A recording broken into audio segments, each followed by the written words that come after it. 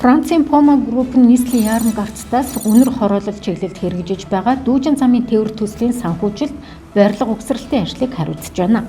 Тус группийн олон улсын төслүүдийг хариуцсан захирал Лионел Галлин Улаанбаатарт ирж төслийн явц гүйцэтгэлтэй танилцаж хяналт тавьсан байна.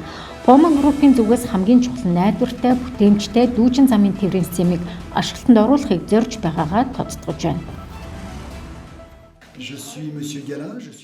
Төслийн нэг томоохон сорилт бол сайн барьсан сайн системийг аюулгүй ажиллахад чиглэгдэж байна.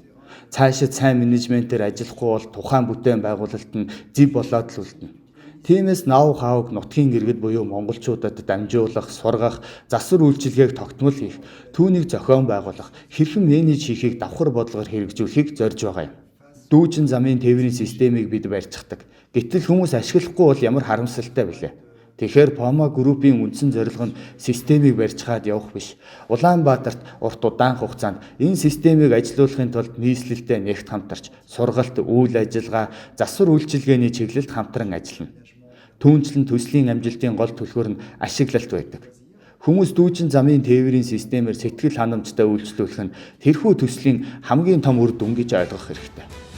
За энэхүү төслийг хэрэгжүүлэхдээ Poma Group нь барилга угсралтанд туршлагачсан Монголын үндэсний компани болох Monis инженерийн компанитай хамтарч ажиллаж байгаа юм. Монголчууд томоохон төслийн барилга угсралтанд туршлагажиж сайн хамтрагч болсныг тэрээр онцлсон.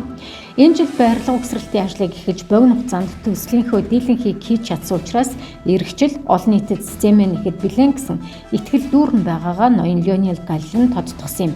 Иргэд олон нийтийн зүгээс дүүжин замын тээвэр нь үнэхээр нийтийн тээврийн хэрэгсэл мөн үү? Эрсдэс цаг агаартай оронд зохицох уу гэдгийг асууж байна гэхэд тэрээр ярихдаа цаг агаарын эрсдэс уур амьсгалтай дэлхийн томоохон хотуудад энэ төслийг хэрэгжүүлснээр ирсэн гэдгийг онцолсон юм. Cable car. Энэ систем анх бий болохдоо өндөр ууланд буюу 3000 м-ийн өндөрт хүмүүс яаж очих вэ? Тэдэнд яаж туслах вэ гэдэгт зориулж гаргасан систем учраас эрс тис уур амьсгалтай оронд барих нь бидний хувьд асуудал биш. Зөвхөн хүйтэн гэлтгүй говь цөлдч бид энэ системийг барьж байгуулсан.